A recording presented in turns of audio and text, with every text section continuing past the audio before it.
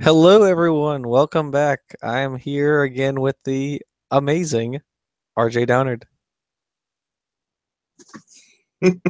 We're here to talk today about an organization, I guess is what you call it, called Genesis Apologetics, who has been spewing out creationist material.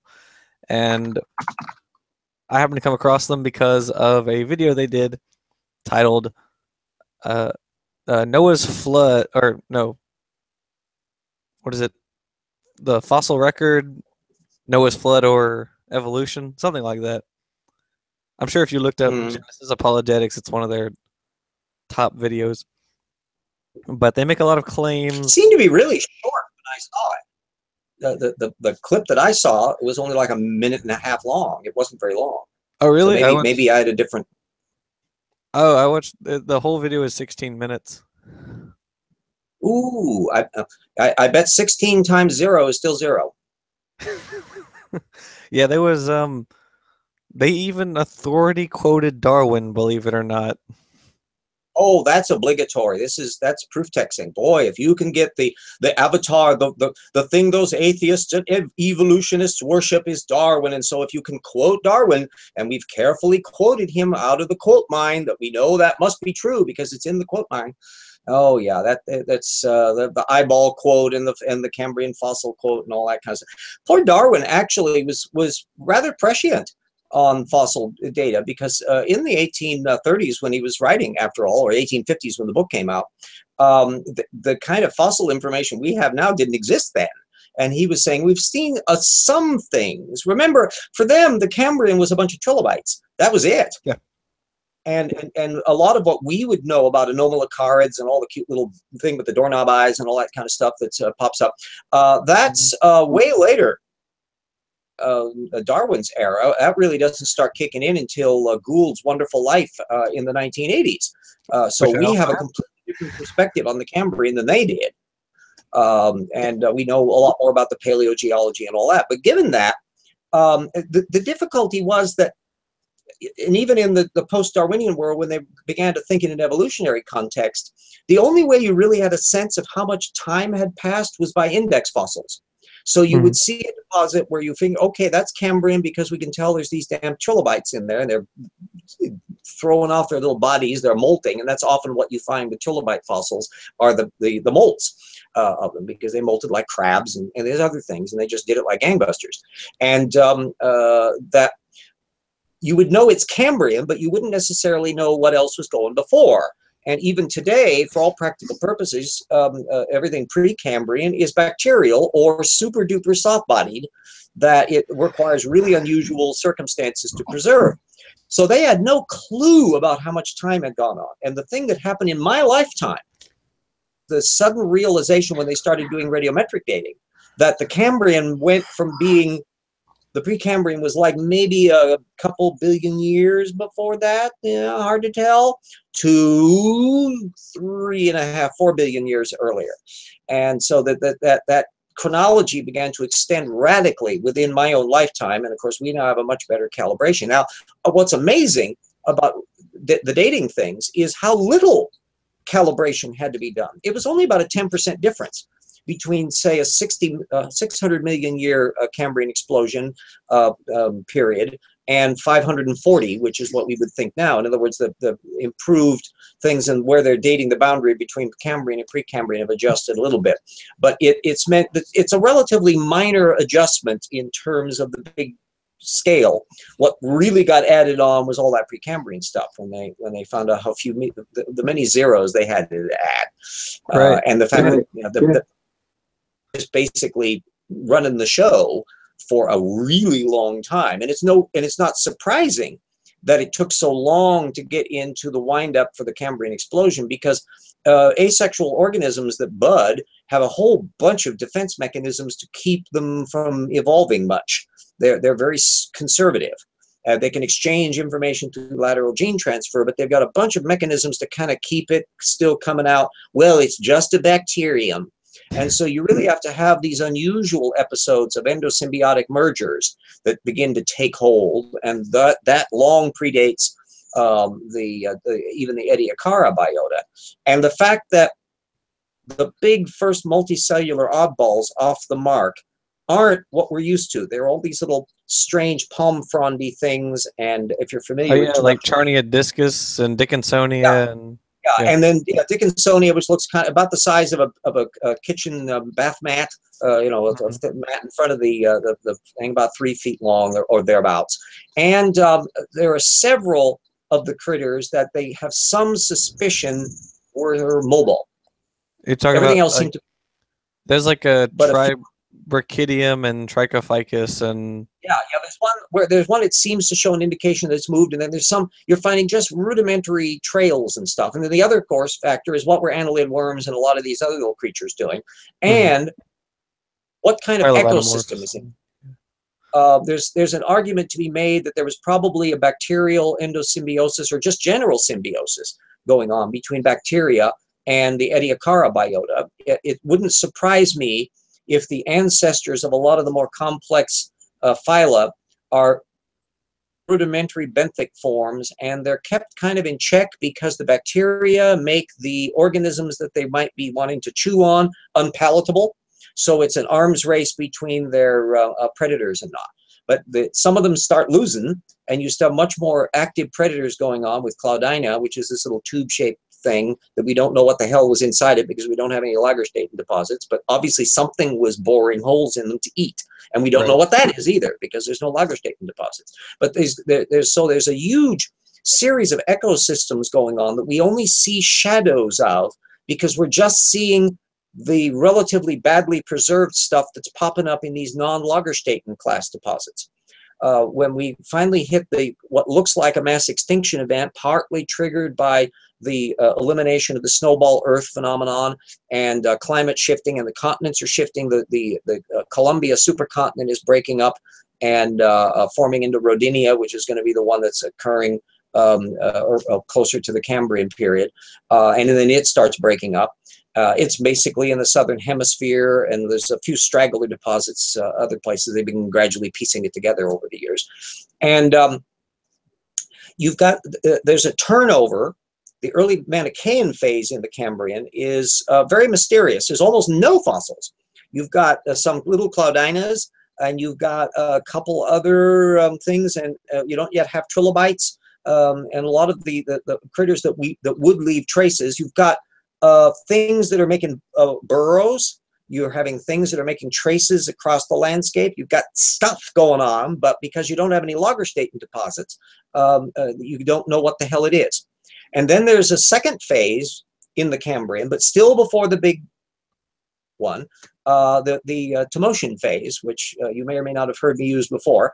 That's the small shelly fauna, the SSF. I'll be technical here. And they're about like little itty bitty ice cream cones. They're about not much bigger than the tip of a ballpoint pen. They were just everywhere. I mean, everywhere. They're a global phenomenon. A lot of them are found up in Russia and a lot of other areas which would have been still kind of northern hemisphere. Baltica and stuff was up in that department at that time. It's far removed from what would become the hotbed of the stuff that we see in the Cambrian explosion with these 3 lagerstatin deposits in Sirius Passet in Greenland and Xinjiang in China, and then the Burgess Shale in British Columbia. All of which are northern hemisphere now, but were equatorial deposits at the time of the Cambrian. And the fact that there are 3 lagerstatin that zone suggests that we're talking unusual ocean chemistry, that there's stuff going on here that's been a turnover. And the small shelly fauna, check out. The Claudinas that had survived as well, there's a sub shift in critters going on, and then suddenly we get the high definition lagerstatin that show us stuff that's going on. And now we see that there's just the arthropods part store, as one paleontologist described it. You've just got this slew of arthropods, not most of them forms that don't lead to any forms we have. Well, like Diania and Hallucigenia and Collencium and things like that. Oh yeah. It's just a bunch of weird little things. Well, Hallucigenia, that's a weird little thing. Although I think the current group is that it's kind of a cousin to the Onychophorans. Those guys. Well, Onychophorans are Yeah, Briggs and Conway Morse and these others have gradually kind of sorted out some of the bestiary. And Anomalocaris, the great big super predator, the one with the pineapple circly mouth and the big shrimp talons and all that stuff, that one's about 3 feet to 6 feet long and was known in both China and the Burgess Shale Lagerstätten. It's regarded as well within the arthropod line. Yeah, the onychophorans are sister to the arthropods, and so those guys, Collincium, Hallucigenia, Diania has been placed as more of as towards the arthropods rather than with Hallucigenia and Collincium, but those two are they're lobopodians, the walking worms, as they're colloquially I love called. that Opomania, the one with the doorknob eyes and the little nozzle mouth. Five eyeballs on it. They're very strange things, and that's what's so fascinating from a developmental biology point of view, is the ability to try to figure out, presuming they had homeobox genes, and would anyone say they didn't? Would an intelligent designer say they didn't? And even farther back, the issue of did the Ediacara biota have homeobox genes or some comparable bit? How could you generate these unusual structures that aren't what we see in the forms that come later on? I will wager that the evolutionists will figure this one out faster than the intelligent designers will. Anyone want to take a bet on that? Don't we always? Yeah, well, we're certainly digressing on the Cambrian explosion. We should be talking about the important thing, which is Noah's flood, which, as we all know, is so big and important and true and completely supported by every shred of evidence, especially after we flushed 90% of it down the toilet. Hey, I'd say that 90% is a bit conservative, wouldn't you? Well, actually, eventually I'll have a measurement of that in TIP, because after all, I do assemble the actual data stream of what sources have been cited and what isn't. In fact, I'll plug my little, I got my spreadsheet still up here. Let me go over to my citation list and go up to the corner. The major... And then zop down geology. Okay, geology. Actually, at the moment, there's 367 geology sources that have been cited by anti-evolution or creationists, and that's out of a field of about 1,100 or so, and so it's about a third. Whether that value is going to change. See, there's a lot of incentive for them to actually cite as much of the technical literature as possible. When you look at people like Andrew Snelling and Steve Austin and that little jerk John Woodmarapp and Ord and the bunch, they're really techno-geeky. They'll cite technical literature up the yin-yang. They're remarkably green eye shade technical stuff if you've actually looked through their material. That's their undoing, because you can actually see the primary sources and see how they're parsing their way through the stuff. But they do give it a whack in a way that cognitive literature doesn't get covered. Dinosaurs are very sparsely covered, even by young Earth creationists, and not at all by intelligent designers. So it has different things. So geology gets covered fairly well, and an awful lot of the cosmology stuff, stellar formations and that kind of thing, because they've got to demolish the notion that the universe is really big and really old and is doing all of its little stellar evolution-y thing independent of God stretching out the heavens. And so your David Capeges and Jason Lyles and all that bunch, they're really green eye shade people on that front too. So they're actually, I think they're probably bumping into, I'd guesstimate by the time the dust settles on it, probably about a quarter of the relevant technical literature, but that's just a guesstimation at the moment. That's fairly high for creationists. Yeah, well, it's a specialty of theirs. They've really got to. There's some areas where they will have to. An area that's almost completely ignored is like Egyptology, because none of them are Egyptologists. Ignore that. I've been waiting for them to notice the shoe that dropped, which is the flood straddles the Egyptian chronology.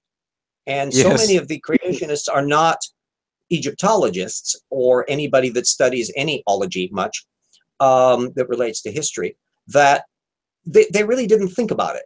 But I've been just sitting back here going, tick, tick, tick, you're going to have to move Egypt. You can't let them sit there. You got to move the whole shebang down past the flood. They can't avoid it logically. Yeah, I mean, I said in a tweet one time, I don't remember who it was to, that Noah and his family got off the ark just in time to build the sixth dynasty's pyramids. Yeah, yeah. Well, you see, 'Cause- there's the thing, because you see, Egypt has a complete continuity of culture. Their yes, architectural styles, their written there's no language, gap. their customs, their gods. It's just monotonously incremental. And so, if you have anybody coming off the ark, if there have been Egyptians and they get killed in the flood, and then Noah's little kids breeding like rabbits after coming off the Somehow, ark, in only 25 years. yeah, they got to just really proliferate. That's something which all of these ones who do these little population curve analyses, I mentioned it in Dynamania, in fact, that, yeah, if you have breeding like rabbits exponential growth, you can get up to modern population levels within the time frame that they need. But what they forget is how many But people you have for the first few hundred years. And you don't have near enough to be able to do anywhere building buildings, let alone in Egypt, let alone in China, let alone everywhere else. So it's a terrible mess. But Egypt is just immovable because they've got a long enough of a chronology history and enough continuity. It's implausible to imagine Noah's kids, descendants, coming in and by some weird coincidence adopting the entire identical culture of the pre-flood Egyptians instead of worshiping Yahweh and doing all of the stuff that we would expect them to, maybe circumcision and all that.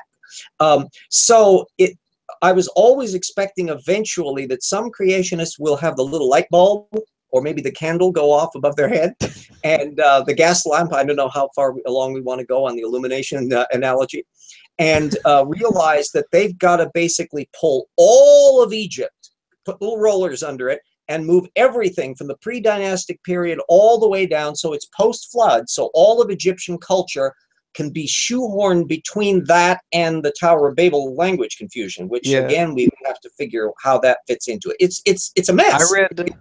I read one article on Answers in Genesis about it. I think that might have been by Bodhi Hodge because he declares himself an expert in like ancient Middle Eastern and African. Oh yeah, boy, he declares himself an expert in all sorts of things that he probably shouldn't. But the article basically said that the entirety of Egyptian chronology rests on one source called Manetho, which isn't I really think. true. Yeah, it could very well be where the pyramids built before the flood. From 2012. I've got that. Yes, that's the paper.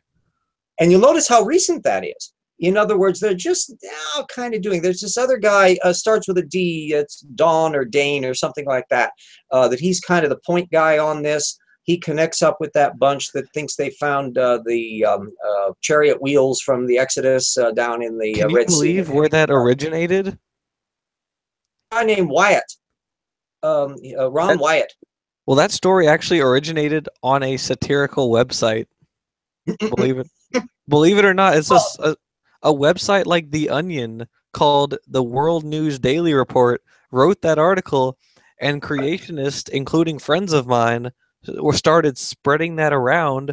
Thinking Ron Wyatt was doing this on his own shtick, and he has seen stuff which are some cases are probably material that's way later than the period he wants. Anyway, he's regarded as kind of an oddball even in creationist circles, but any old port in a storm, they got to ones that connect up have to do what they can, and so the Have to Move Egypt crowd will connect up with Velikovsky, who was moving Egypt around for his own purposes. If you're familiar with Emmanuel Velikovsky's catastrophism back in the 50s, I was a Velikovsky in college, so this is my mea culpa, my head up my ass period from age 18 and 19 and 20. But anyway, then there's another guy, Roll, who's more recent, who's independently tried to do a chronology for their own various reasons. And this connects up then with the Atlantis lore, because there's this bit that drags in James Cameron, who connects up because they want to try to figure out some physical reason for the Exodus, and they're just too tempting to have Santorini. Well, there could have been stuff, although whether actually it happened to the Egyptian for the Hebrews is unclear. We have so little provenance on it. The matter, of course, is the traditional dating for the Exodus was about 1500 BC. That was the one that Velikovsky riffed off of as a traditional Jew, and he had his problem because you've heard of the Ipuwer papyrus. No, but that's much later than when Ramses II lived. Yeah. Well, way earlier. It's Sorry, way Middle Kingdom. earlier. Yes, way earlier.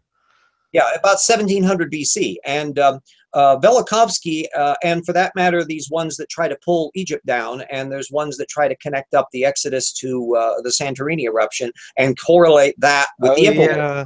There was I saw an article about that once, that like in the Telegraph or something like that, that said it could have theoretically happened, kind of. Yeah.